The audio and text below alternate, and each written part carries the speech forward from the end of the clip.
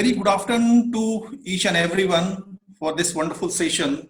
We all are aware that in this lockdown situation, everyone is at home. We are also aware that TED is a global non-profit organization which is doing a great job since last 1984 by inviting industry captains, great people, experienced to address the community where everyone will get enrichment by sharing their knowledge. The idea of TED is ideas worth spreading. We are fortunate to have a license at Ranchi in the name of TEDx Ranchi. We had already organized an event on 23rd of February in 2020, where we had invited great esteemed speakers from different streams, which was quite successful and everyone appreciated. In this present scenario, COVID, totally different world, or we can say our home has become a new world. So in this new world, things are stuck up. We all are stuck up. A great thing in every human being, what we have understood or observed, we always have a drive to go ahead, to think in a positive manner, and whatever crisis, we have the ability to overcome with our consistent, committed effort. We all are together to take this crisis to a next level, not in a bad sense, but to overcome. And we want our world that we all will be happy, we all will play a good role, economy will grow at personal level, at professional level, everyone will get their own role to share their ideas, experiences, and that's why we have started this webinar series. We had started this webinar series on 2nd of May, and since then we all have invited 5 team speakers from R.S. Sharma, who is tri-chairman, Mr. T.V. Narendran, who is CMD and CEO of Tata Steel, Mr. M.J. Javier, founding director of IIM Ranchi, Mr. Anil Swarup, who was Coal Secretary and Education Secretary in Government of India. We had also Mr. Manish Kumar, who is CEO of Skill Development Corporation of India. Now today, this is just a 6th session. And we are fortunate to have a great industry captain who has a wide experience of more than 2 decades. He started his career as a mechanical engineer from JSW Steel. Mr. Prashant Jain is our today esteemed speaker, who is right now joint MD and CEO of JSW Energy Limited. Before I say more about him, he did his mechanical engineering from Dayal Bagh Educational Institution. So from Agra to Mumbai in a span of 20 years, from a soft floor and working at a different location with a different capacity, he moved to the highest ladder, joint MD and CEO of that organization. Sir, it's a great privilege to have you on this platform, and we would like to get your insight, first of all, from your journey from Dayalbagh or from Agra to Mumbai, and now you are heading one organization.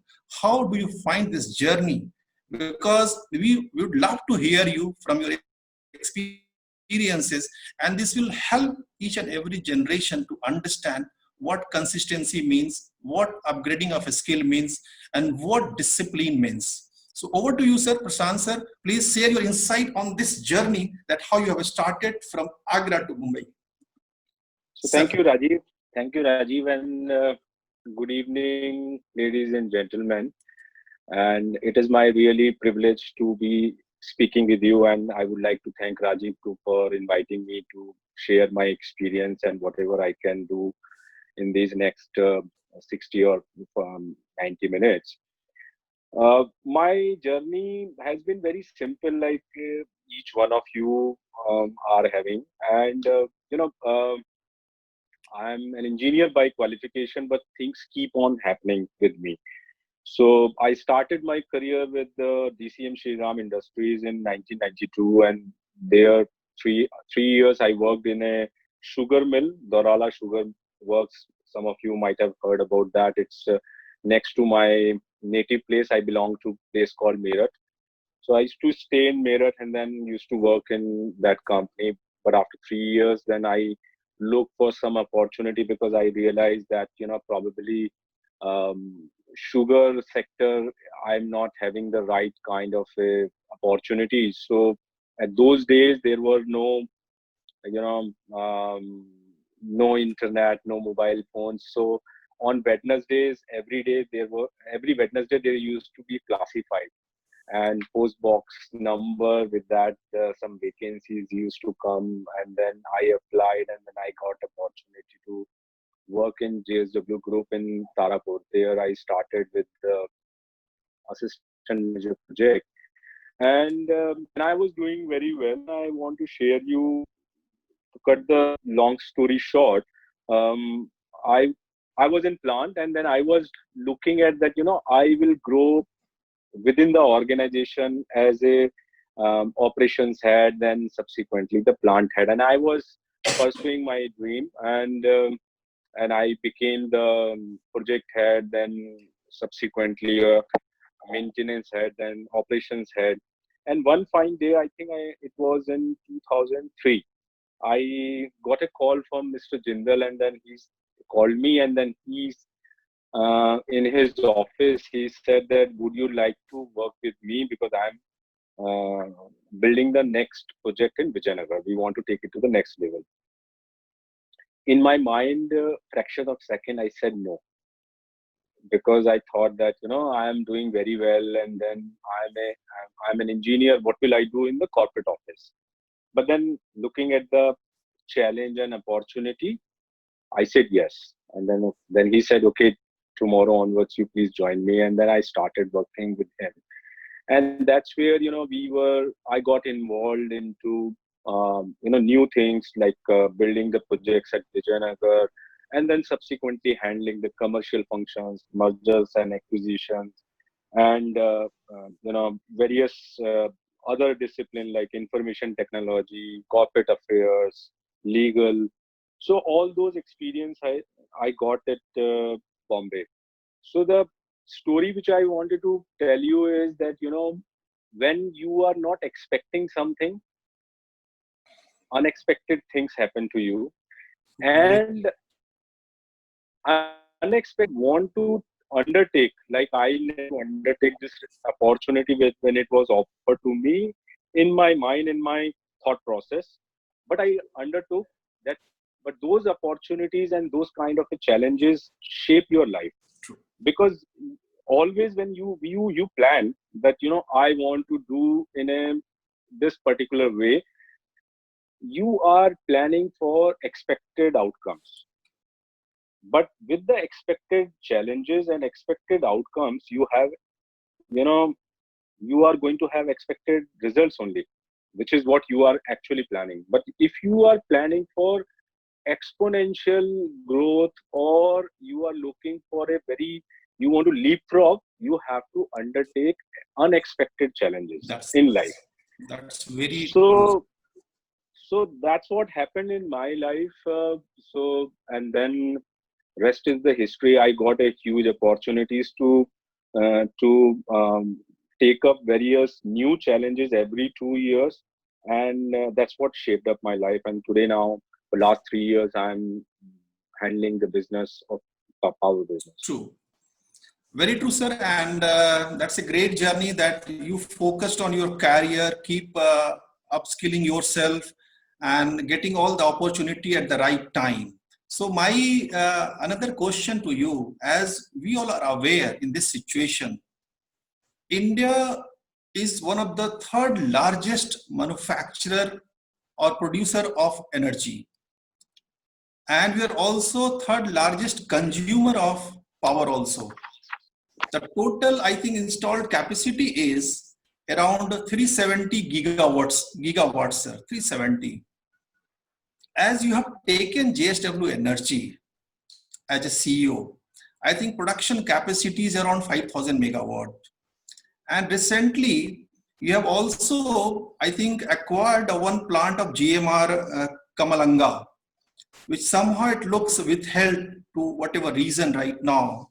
So from 5,000 megawatt to next in 5 years, where do you find?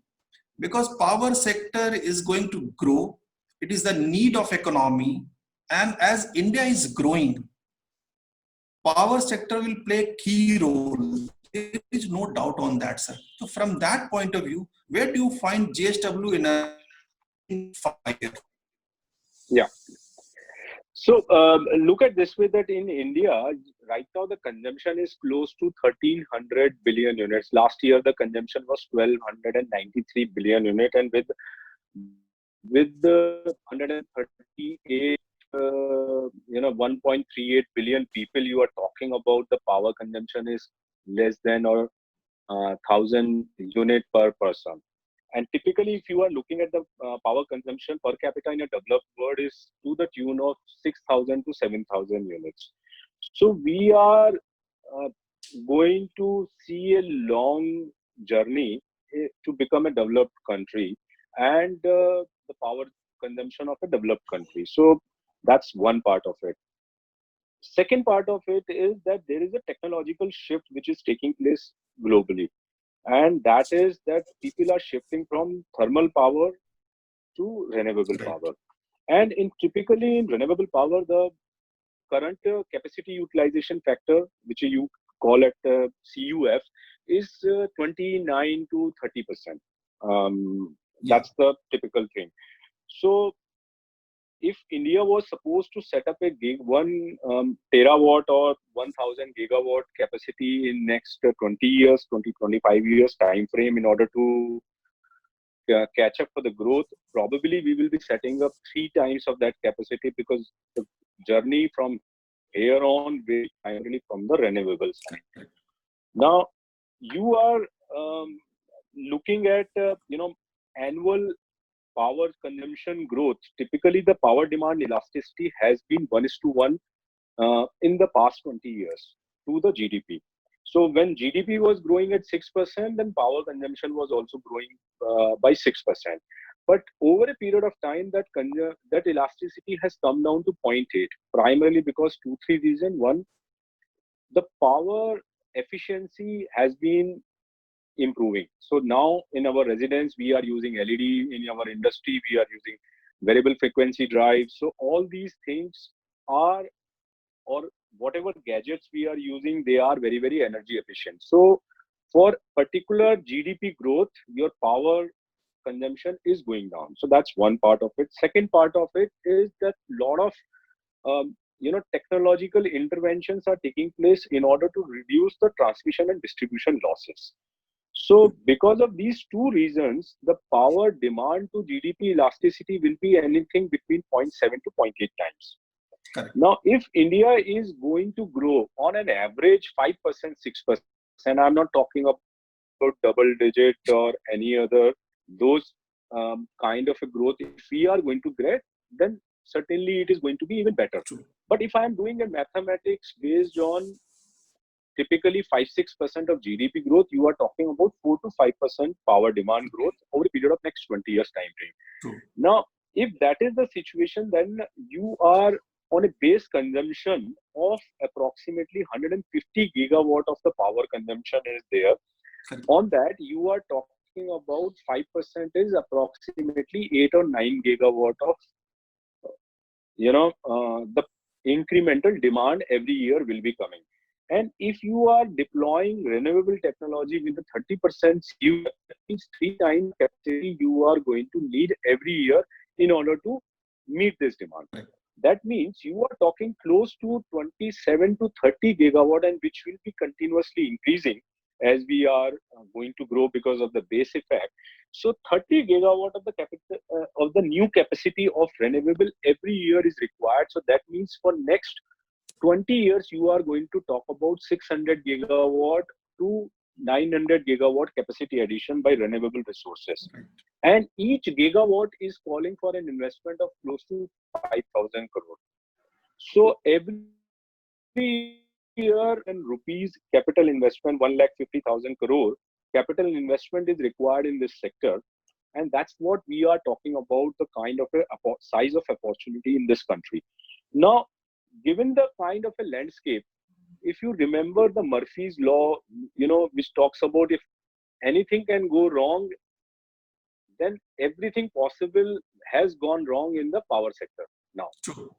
Now, this sector has seen all kind of a problems, and this is what always happens globally as well as in India.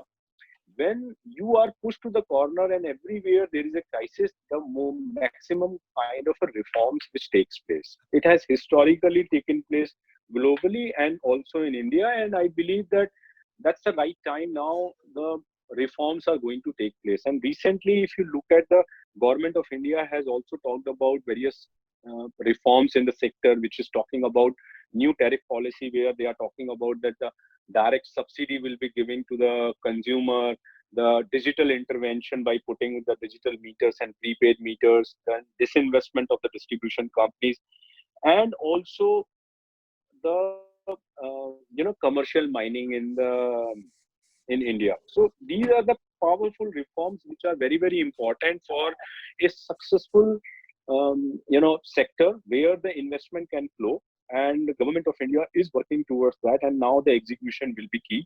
So I believe that a right kind of a framework is in place, and it is going to, you will be seeing a lot of reforms in this sector, and which will be calling for close to 1.5 trillion rupees every year capital expenditure.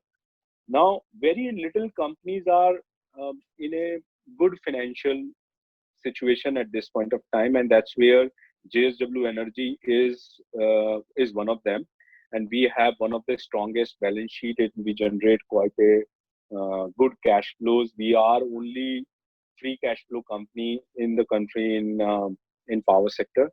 So we believe that we will be able to play a very meaningful role to grow our power business. And we have set a target that, in next 3 to 4 years time frame, we will become 10 gigawatt company, and another 5 years time frame from 10 gigawatt to 20 gigawatt.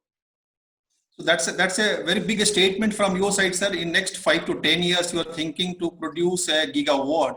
So it's a great leap of faith, and that confidence will certainly take you in that right direction. There is no doubt on that.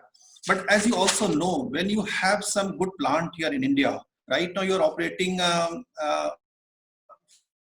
plant hydro and 3 fuel plant.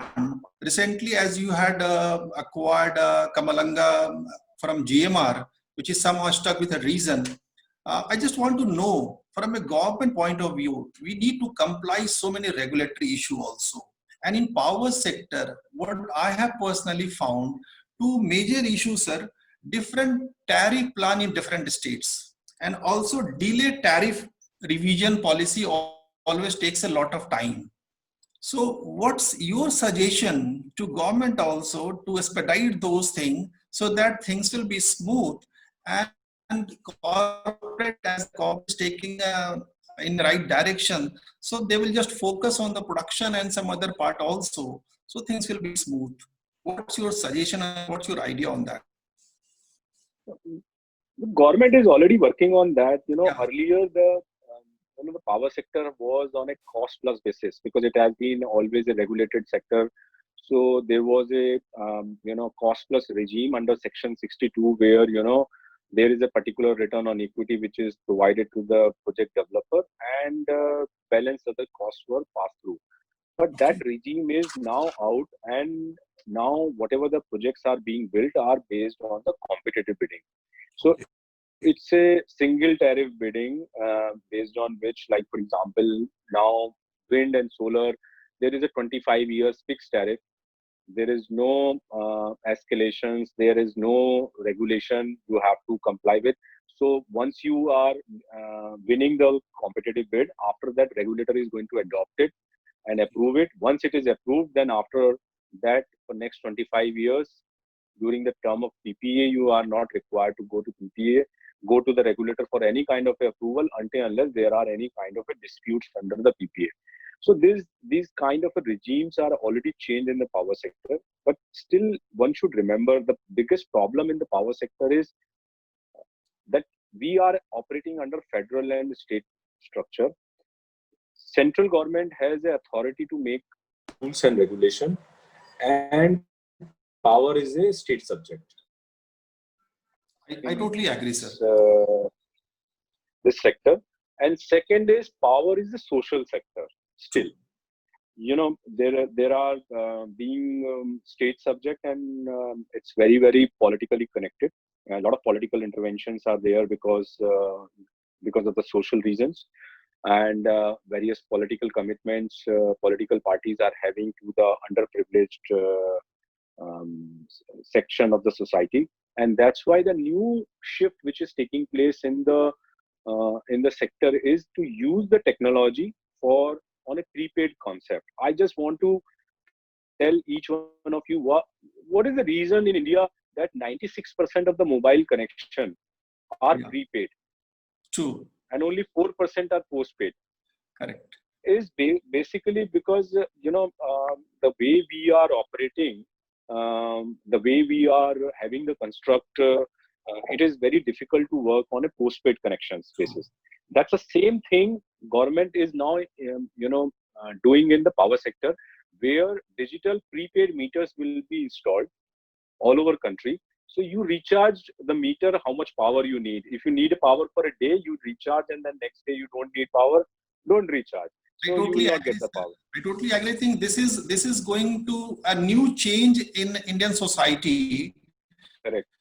And things, we pay more mobile or internet what we are using at home also, and we are paying a very less amount when you see the bill of electricity at home at a domestic level. I'm just giving you one example. In Ranchi, we are hardly giving 1,000 to 1,500 rupees per month as electricity bill. But when we are using a mobile and internet service in our home, we are paying more than 3,000 plus. So we are paying more on internet and mobile services, and we are paying very less on electricity, which is you can say that is one of the most critical and important element of our house. We cannot even think 1 minute without power. So I think a policy maker and thought leader from corporate, they will understand as it is one driver for socio-economic growth. So how to make it in a proper sense so that we can just buy or we can just purchase electricity at a cheaper rate with a higher consumption also. That is one area. Sir, my another question to you, as India right now mainly dependent on fossil fuel, around 80%, 79%, and we are developing, we are getting some new production unit on solar or renewable also, which is hardly 17 to 18%. Right now, we have come to know the costing and the production cost of renewable and solar has come down. Where we are going, why we are not triggering and just taking this solar unit to at a bigger level? What are those challenges that you feel? And do you also think that JSW Energy will have some future plan in Yeah. So two things. In your previous question, you had made a comment that the people are paying less, and actually I don't agree with that. Actually, the power tariff of the consumers like you and me is going to go down eventually. We are paying more tariff right at this point of time because some of the tariff which is subsidized at this point of time to the underprivileged section of the society is being loaded onto the urban consumer as well as the industry, whereas power tariff across the board can be in the range of 4 rupees, whereas it is in the range of at this point of time close to 5 rupees or more than that. So power tariff will actually come down eventually. That's what I believe. Now second thing is in terms of the economics. Okay. Now renewable resources power is certainly optically very, very cheap as compared to the coal based power. There are two reasons for that. Number one is it is optically cheap, because if you know that currently the transmission and distribution costs are absorbed by the all over India pooling basis right now, because the thermal generators or the discoms are are getting the power without any transmission and distribution cost, because all of you must be knowing that the tenders which are coming out, in which the interstate transmission and distribution cost is free. Because of that, it is not properly compared, because if you look at the thermal cost delivered to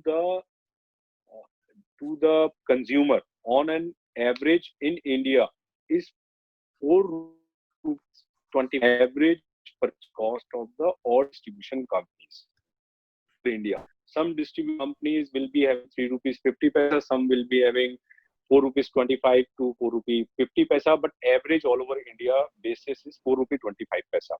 Of that, approximately 60 paisa is the transmission and distribution cost. So ex plant bus or CTU periphery, the power cost all over India thermal is approximately 3 rupees 60 paisa to 3 rupees 65 paisa. That's the approximately cost. Now, if you look at the transmission and distribution corridor, it is built for 24-hour power supply construct, whereas in renewable, the average CUF is 30%, because if solar power is there, it is coming only 8 hours in a day. Wind power is coming, sometime full, sometime less, but average capacity utilization throughout the year is 35%. So your transmission cost for renewable power as against 60 paisa will go to 1 rupee 30 to 1 rupee 50 paisa on a like-to-like comparison basis. And today, if you are taking a solar power which is 2 rupees 50 paisa to 2 rupees 75 paisa, if you add that, then you will again come back to 4 rupees 20 paisa to 4 rupees 25 paisa. So on a like-to-like basis, both thermal and renewable power are almost same. But going forward, what is happening is there is a lot of technological shift which is taking place, because of which the capacity utilization factor is up. And in case of turbines, wind turbines, if you look at it, earlier we were having very small capacity, lower hub height, smaller rotor diameter. Now we are having very efficient wind turbines, very efficient solar panels. So because of which this capacity utilization factor is going up, and because of which the future is, I believe, is only renewable. And that's what you are seeing, that the government of India focus is primarily towards the renewable side. So going forward, if you recall my comment, couple of minutes ago also, I have not said when we are going to require another 8 to 9 gigawatt every year new power demand. I never said that it will be met by thermal resources. Yeah. So it will be only met by renewable resources. Now the challenge which is going to come and which is coming up is that renewable supply is intermittent, whereas the thermal supply is continuous.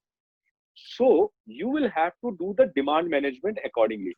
Now, most of you maybe might have come across our farmers or must be having some rural background. Every farmer in India used to get the power between night 11 o'clock to morning 4 o'clock, because that's the time when at that time industry was not consuming and residential power was not being consumed, and commercial offices were not consuming. So farmer used to get up at night to start their farm, because that's what that they are get cheap power. If they want to start their farm in the morning hours, then it was expensive power. Correct. Now management principles which will be changed over a period of time, where farmer will also do the consume power at the time when it is being generated. So there will be a proper management which will be done. Secondly, there is a existing capacity of approximately 230 gigawatt of thermal in India. So that will become a base load power, and peak load power and other things will be managed by the renewable resources. So going forward, I believe that the future is only renewable. That's a great insight, sir. And we are also looking forward that India will shift from thermal and hydro to renewable. There is no doubt on that. And we are moving in the right direction with all our government good policy. They are very proactive role they are playing. So now we are just opening this session and the participant and audience will ask question to you. So it would be again quite engaging from all of us. So first of all, I request Mr. Atul Agrawal, who is entrepreneur in Ranchi, and he wants to ask question. Mr. Atul Agrawal, please. Yeah, thank you, Rajiv ji. Hello, Jain Saab. Since the beginning of TEDx, we have been together with Rajiv, TEDx Kanke, and it's very heartening to have you with us and to learn and listen to you and get insight from you. My question is, the whole world is moving towards renewable, what you have just said. Now, because of our mining policy, we could not mine the coal properly. What is going to happen to the coal that we have as a resource, which we will not be able to mine because of the new technology? Is the government or the public en masse will not be losing out on that particular aspect? Because one is that coal will not be mined because renewable will take over. Second, that this coal has some value to it. The technology has value. The technology of renewable vis-a-vis technology of thermal has a large differences, leaps to go before you catch up with the thermal technology. And the what is called the climate change aspect in all the advanced countries, there's a huge amount of technology available which takes care of all those aspects of the carbon and everything. So why we should go for renewable, not thermal, not mine the coal and leave it as it is inside the earth? Yeah. So Atulji, thank you for your question. So I am fully with you on two parts. One is India is having a large resource of coal and it should be exploited to the full possible because that's the resources which we are having and it's a finite resource and we should make good use of it. I am not advocating that the renewable is going to take over the thermal primarily because of the environmental consideration. No, it is primarily because of the economic consideration, because the kind of a technological revolution which has happened in this area, it is very, very much possible to produce electricity by renewable resources at a much lower cost as compared to the thermal cost. That's one reason. Second reason is I do not believe that India will not exhaust its complete thermal resources, what it is having. India is going to consume complete thermal resources. Why? Two reasons. Number one, there are various industries which require consistent use of coal, which cannot be replaced by renewable resources. For example, steel plant, cement plant, then aluminum plants. There are a lot of certain requirements are there where you are not requiring complete base load power 365 days, which cannot be supplied by renewable resources. Now, if you look at the power demand, which I have spoken about, the total country, that only is talking about the distribution company's power demand, which is for the residential sector, which is for the commercial sector, which is for the small and medium enterprises which are dependent upon the distribution companies. Look at the large industries. Close to 100 gigawatt of the total capacity is by the large industry, which is primarily only the thermal, because they are having their own captive demand. So JSW Steel, Tata Steel, Vedanta, Reliance, Ultratech, Hindustan Zinc, lot of big companies, all of them are having their own captive power requirement, and that will be continuously met by by the coal resources only, because that demand cannot be met by the renewable resources. Because for a particular company, it is very difficult to do the demand management based on the generation profile of a renewable source. That is only possible for a particular grid, which India can do, or a particular sovereign country can do it. So coal resources will be continuously used, and we will exhaust all our resources for our industrial power demand and captive power demand. However, the on-grid systems will be coming primarily from the renewable resources, primarily because of economic reasons. Yeah. So that's a very good answer from Prasant sir. So now we are having Miss Sikha Pathak. She's from Mumbai and she's also stuck with you in Mumbai. She lives in Navi Mumbai. So Sikha Pathak, over to you. Please ask your question. Hi everyone, I hope I'm audible. Yeah, please. Yeah, a very good evening. First of all, thank you to TEDx Kanke for facilitating this session, and to Prashant sir for taking the time out for answering our queries. So my question is that transmission and distribution losses have always posed a challenge. So how do we see technology addressing this issue? We are looking forward to smart cities. So are we also thinking of a future where there will be smart meters? So, sir, if you could just help us with this. Yeah, majority of the the transmission and distribution losses are coming because there is a power theft which is happening, and there is no accounting which is happening at this point of time. So the only solution for that is privatization of the distribution companies. That will only resolve this issue. And the data and history is in front of us. For example, there are various cities where the privatization happened in Bombay, in Delhi, Noida, Kolkata, Bhiwandi, Ahmedabad. These are good examples where transmission and distribution losses are below 4 or 5%, as compared to the national average of 23%. And some of the discoms are having a distribution losses as high as 45-50%. So the technology is one solution for sure. Everybody is deploying the technology, but the privatization is very, very important, because that is only going to bring the accountability and transparency. So government is going to work on that side, because I believe that kind of a reform is going to happen forcefully. All reform happen forcefully. So now, like for example, this COVID-19 situation created a challenge and uncertainty in front of us, and all of us did a various kind of a reform, like work from home. People have started taking care of their health.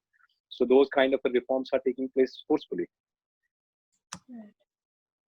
Yeah, thank you, Sika, and thank you, sir, for just appropriate answer. So now we are having Mr. Banwal, sir, who was earlier Principal Secretary to CM, and he was Industry Secretary, Mining Secretary, and he has worked in many capacity in Government Jharkhand. So kindly unmute Banwal, sir. Sir, yeah. So Banwal, sir, has some question to you. Sir, over to you, Banwal, sir. I have two questions. One is related to JSW, another is related to coal mining. The first question, as we all know, JSW is known for excellence. It became one of the largest producer of steel when they had no iron ore with them.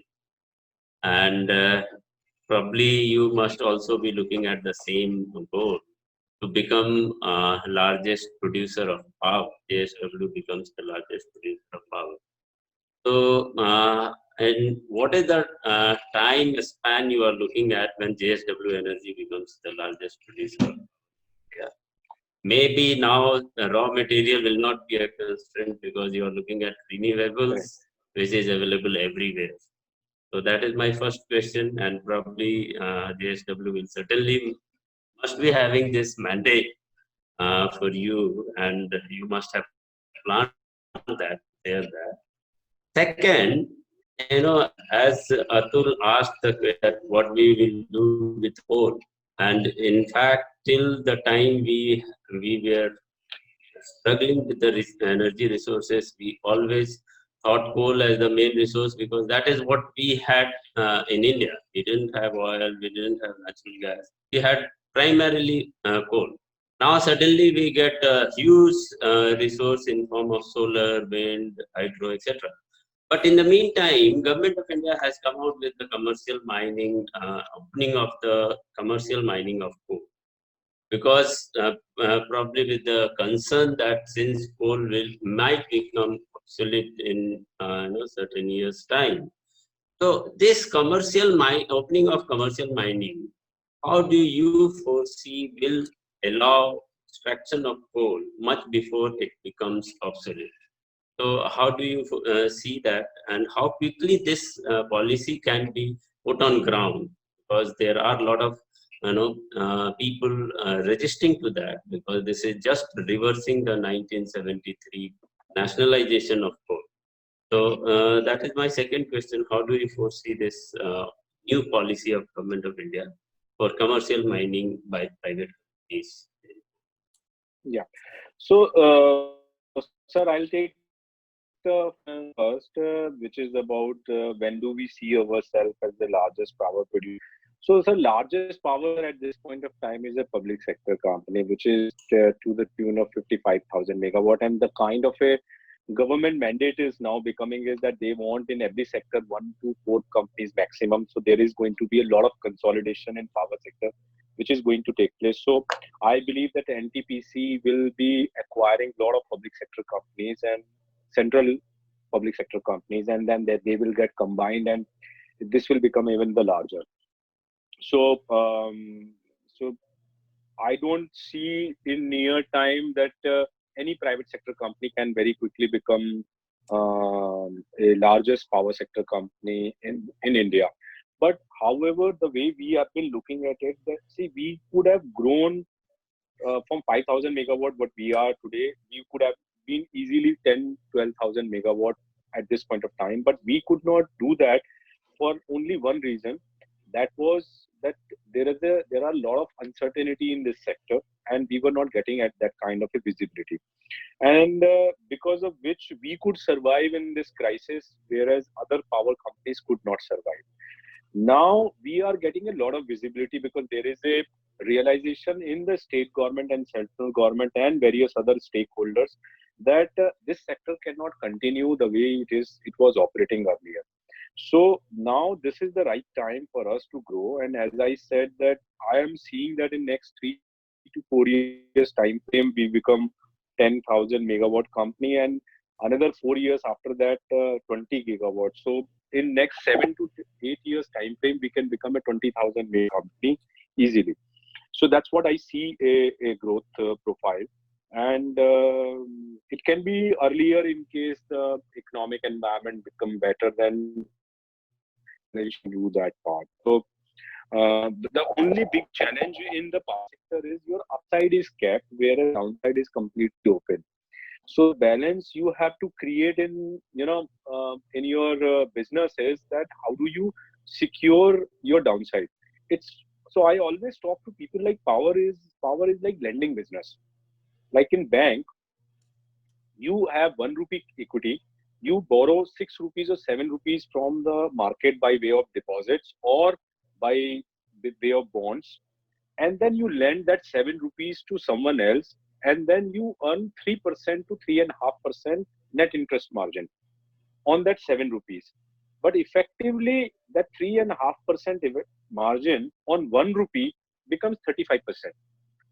So it's a phenomenal business, and you can continue to grow and churn this money year on year. But the biggest risk is receivable risk. Whom you are lending 7 rupees, will it come back or not? Same is in the power sector. You produce power, supply it, and give it to DISCOM. Whether the money will come back or not is a big risk. Okay, so that can trip you. So this is what the challenge, and this is what you need to create a balance when you are trying to grow in a regulated sector. So that's the reason. So we will be certainly growing, but not necessarily the way we can grow in an unregulated sector because of this challenge. Second question, which you asked about the coal, sir, I believe that you know this privatization is a little late. There is no doubt about it. But nevertheless, the kind of a resources we are having and the kind of a consumption we are going to see, like look at China. China is mining close to 4.5 billion ton of coal every year, as compared to what we are doing, a mining of 650 million ton of Coal India coal and another 100 million ton by the captive mines. So 750 million ton is mined in India as compared to what China is consuming, close to 4.5 billion ton of coal. So India can consume its coal for our industrial demand, and it will certainly be consuming. But remember two things, that coal is a highly taxed sector. You are putting a lot of taxation, and which is primarily getting transferred on to the consumer when we are talking about it. 400 rupees of clean energy cess, or the GST compensation cess, which is there. Then there are the royalties. Then now you will be paying the premiums and various other things. So all these things are becoming the a factor which makes Indian coal less viable, because it's a low CV coal, high ash. That's one part. Second problem in the coal mining is evacuation. So today the biggest challenge, I have been discussing with the coal minister, coal secretary on this privatization part, and we have been talking about 2-3 things for execution of this commercial coal mining. Number one is land acquisition, because that's will take a lot of time. So we gave them a suggestion, and they have agreed on our suggestion that for private sector, land acquisition under the Coal Bearing Act should be permitted. So they have modified that. Second thing is environment and forest clearance, because that is also very, very important. The third most important thing is that the bidder will make, based on his plan, to do the commercial mining and start the mining operation in the 60 months from the date of the vesting order. But by that time, whether railway will build his own infrastructure, he has no control on that. So that's what we discussed, and I made that point to Mr. Amitabh Kant also, and he said that we will be making a very concentrated effort. So if we are able to do on the a concentrated effort on the execution by the other parties, other stakeholders, like environment and forest clearance, land acquisition by the state government under the Coal Bearing Act, and third is the railway bringing the infrastructure before the mine is coming for the operation. I believe that all the coal resources will be exhausted. And it is a very, very useful tool for state governments, I believe. What we have been advocating, that in case of iron ore mining, sir, look at kind of a money state governments are getting, with the entire money was being enjoyed by the private parties. Now that entire money is coming to the state government. Same way, if state governments come forward in the coal mining and they take up these three issues, which is not in anybody's hand, it is only state and central government can together do: railway, forest and environment clearance, and land acquisition. I think these things will be really a cash cow for the states in the eastern region, like specifically Odisha, Jharkhand, Chhattisgarh. They will be benefited.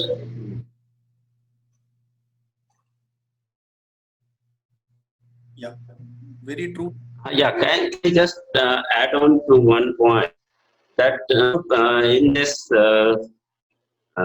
coal mining by private companies, the whole process of auction has also been changed. Unlike the previous process in which there was a fixed premium in auction, or only premium was being auctioned, now it is revenue share kind of thing.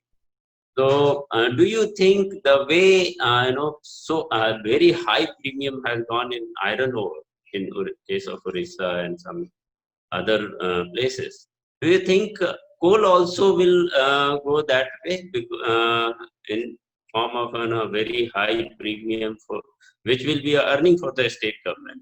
But since coal is already highly loaded with the DMFT, royalty, green cess and all, do you think the prices will be very high in case of coal also?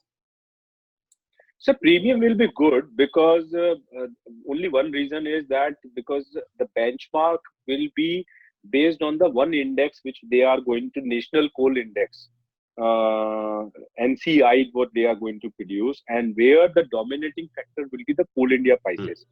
Because Coal India and its own subsidiary will be selling 650 million tons of coal, and commercial mining will be less. So you can say that whatever the Coal India inefficiencies is a arbitrage available for a private developer. So if somebody can do the coal mining in 300 rupees, but Coal India is selling the same coal at 2000 rupees because their cost is 1600 rupees. So that arbitrage of 1200 rupees is available for a bidder to share with the state government. So you will get it, but will not be to the extent what it has gone into the iron ore. Because in the case of iron ore, people have not done the calculation of premium from the point of view of securing from the making money from point of view. Like I'll give you the example why JSW has made a bid of 95 to 100%, because we only started this. The reason is that we are not saving any money on the iron ore cost, but we are saving tremendously on the logistics cost. So for example, if I have my own coal iron ore mine, I can set up a slurry pipeline. So I can do away completely with the transportation of iron ore cost, which I am otherwise spending with a third party mine. Because from a private miner, I don't know whether I can make an investment for 35 years on a slurry pipeline. So I save on the logistics cost. Second, I save on various other, uncertainties in the market. I save on my iron ore quality, because of which I improve the quality of my steel. So inventory carrying cost, my logistics cost, there I make a saving. For example, I am from Odisha, I am bringing iron ore to my Maharashtra plant. Transportation cost is approximately 1700 rupees to 2000 rupees. Of that 2000 rupees, I can save 1400 rupees by setting up a slurry pipeline. So if I save 1400 rupees on my iron ore cost by paying 100% premium, I have made money. A state government has made money, and I have got a raw material security, as well as I have done. I have saved my inventory carrying cost. I have saved on my quality cost, because when I buy from a merchant miner, he gives me on a wet metric ton. On monsoon time, I'm getting 12% moisture. I'm not getting any value of that. In furnace, that is a wastage. In a normal time, there is a 4% moisture. I am not able to control the alumina and silica. Then I am also not having a control on the weight losses, which actually is gone into the system. There is a 2 to 3% iron ore weight loss, which happens by railway, by truck, where by doing the slurry pipeline, everything comes back to me. So all these costs put together takes care of my total mining cost. So effectively, if I am paying 90% premium, I save 10% on my iron ore cost, and then something in on my logistics cost, and on top of it, I'm having a raw material security. This thing is not going to happen in case of coal, because coal, there is no slurry pipeline. So that arbitrage is not there. But only one arbitrage which will be available is Coal India inefficiency versus the efficiency of a private miner. True. Very true, sir. You have explicitly answered question, and you have touched all other parts also. So now there is one question from our Facebook friend who is just showing your video and your address on Facebook. Mr. Susant Bharti from Facebook, he has put a question. His question is, in the renewable energy sector, broken supply chain slowing down production. We are not sure whether the same supply chain will exist in post-COVID era or a parallel supply chain will emerge. Sectors such as global wind energy are already seeing logistic delays. Delays in projects development are also a matter of concern for the solar power industry, especially as solar panel shipment have stopped coming from China. The question is how much impact the broken supply chain is going to have on decarbonization of our societies and towards the achievement of the sustainable development goals. When there is a supply chain break and we are not getting all that equipment what we had planned earlier, so how it will impact our society as a whole, sir? This is the question. So the way I look at it, that whatever has happened because of COVID-19, it is a temporary blip for all of us, because the supply chain disruption has taken place, and that's going to delay the projects for sure.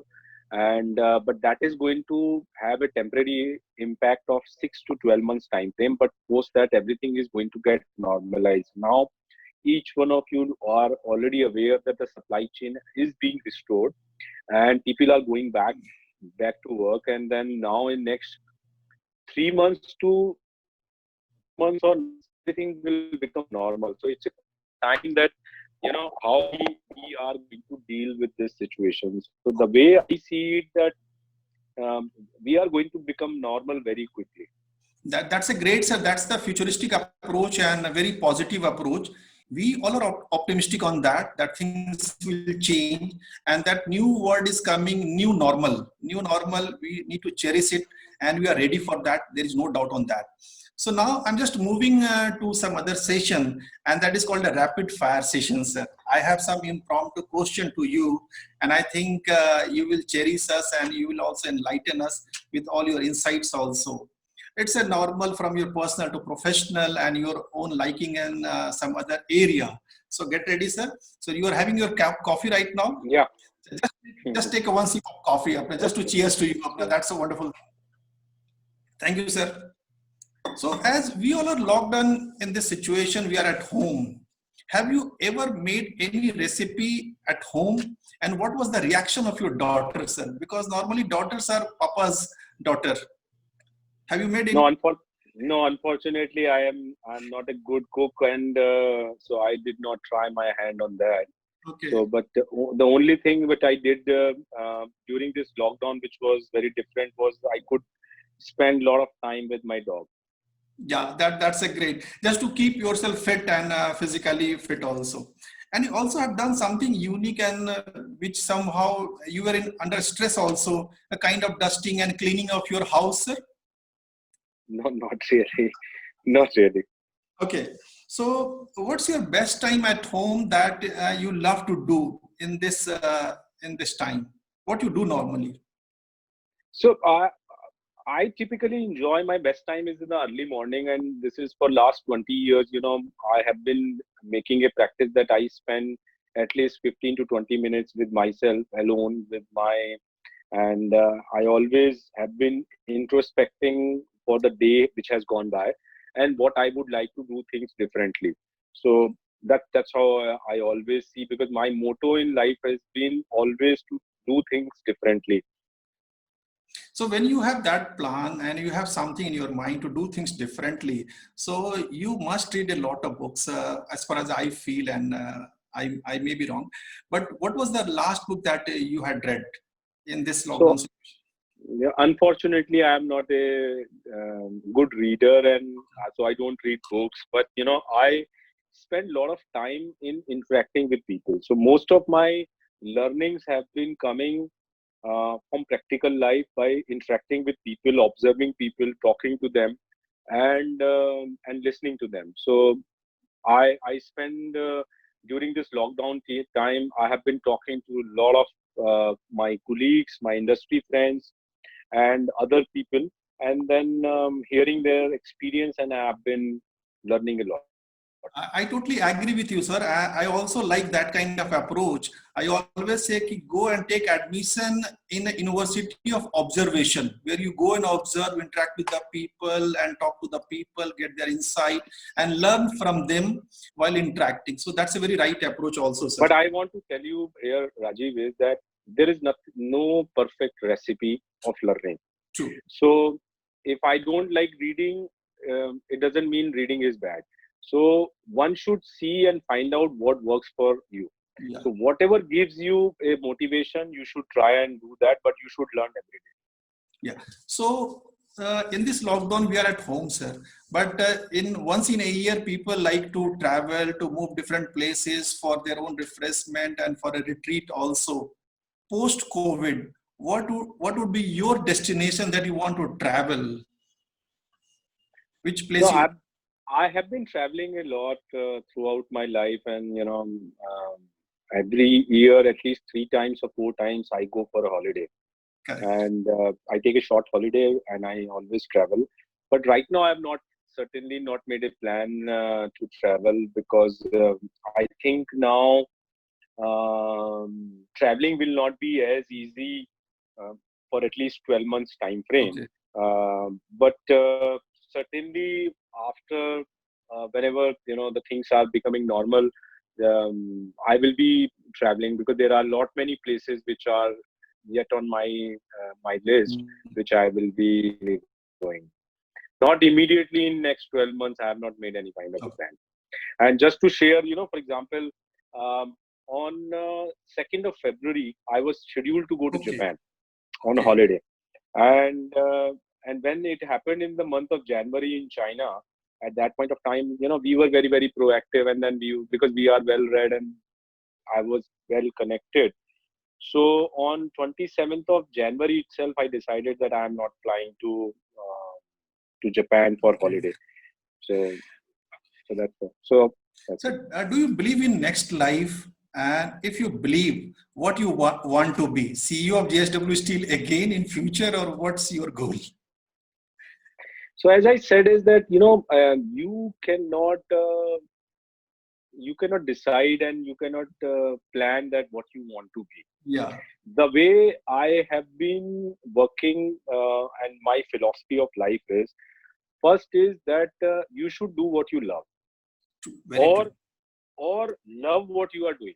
If you don't do what you love what you are doing. So that's very, very important. Second thing is that you have to learn to do unexpected things and very, very differently. Because if you are going to do the things the same way that everybody else is doing, then you will be one of the other common person. So how can you how can you be different? I totally agree. Don't become follower, but become a trendsetter. And you are one of the trendsetter. I can say that just following your instinct and doing whatever it comes to you, taking all the challenges, there is no doubt. Sir, if you have chance to meet Dalai Lama, have you met Dalai Lama? No, if not, then what you will ask when you will meet him? So I am only going to ask him one question, is that how did he maintain that simplicity in spite of being such a tall order leader or a spiritual leader who can make a difference to life of so many people. Correct. Very, very true, sir. That's very impactful, and that's very appropriate thing also to get the insight from the world spiritual leader. So now we are aware, sir, that power plays a big role in economy. We cannot just think beyond power. Power has a big role. But for human life, to make human life best, what's that element which matters most? So, can you repeat your question again? As you are in a power sector, energy, so energy is a key element for industry and economy. For human life, as a human, what is that one crucial element which drives your human life in a better way? Investment in your health. Investment in your health. That's a great. So whatever you do, you just first of all keep fit yourself so that Correct. physically, mentally, and then you will take it forward. Correct. That's very true. Sir, there is one similarity between Ranchi and Agra because you have done engineering from Agra, the Albag Educational Institution. Do you know what is that similarity? No, Can I will. answer, sir? Can I answer? Yeah. Have you heard MHA of Agra? Mental Hospital Agra, sir? So Ranchi also Sir, has. Ranchi has two mental hospitals, sir. One is run by state government, another is run by central government. So from that point of view, we are a little bit ahead from Agra. We don't have Taj Mahal, but we have Dhoni here. Just to compensate the Taj Mahal, we have MS here. So that's another way of playing around.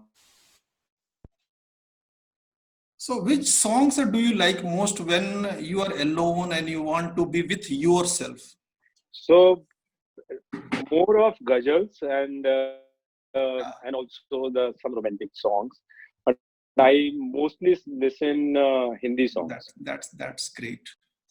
And which movies are you like very much? So I like good good drama movies as well as crime thrillers. These are the various things which I certainly like. Yeah. Just for your personal entertainment, that's also very important. Just to keep yourself cool, fit, and calm. That's another area that we need to work on. So, sir, it's a great session, and we liked all your insight about the industry, about your personal life, your career, your future perspective. Also, we are looking forward, and we are futuristic. We have a great confidence. And we know that yes, India will lead in future. There is no doubt on that because industry captain like you and some many others, those who are guiding and working with the government and joining hands together with the government, we are very hopeful and we are very fortunate. And we are again very fortunate to have a very good participant from different stream. I think from JSW Group also a few people have joined and few friends from a different stream also. We have got a very good insight from Mr. Banwal sir, who just put a very valid and very appropriate question and just took your insight also. So it's a great session, sir. We all liked, and it's a very proud moment for TEDx Kanke. And thanks for giving time and for enlightening us, sir. We are again thankful to each and everyone. Keep watching TEDx Kanke as we are coming with so many sessions in future also. And plus, please keep guiding us also for our this small effort with big objective. Yes, together we can win and we will overcome this crisis also. Thank you, sir. Thank you, everyone. Thank you, Rajiv. Thank you for having me here. It was really nice to be here. Thank you, sir. Thank you. Thank you.